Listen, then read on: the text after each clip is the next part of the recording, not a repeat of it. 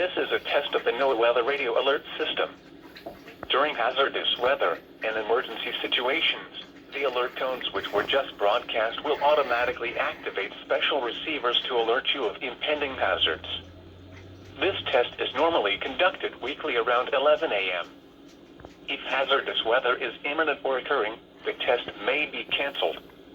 To provide the most consistent warning service possible, the alert tones will only be activated for the following counties in the KXI79 listening area in Illinois: Montgomery, Bond, Fayette, and Macoupin.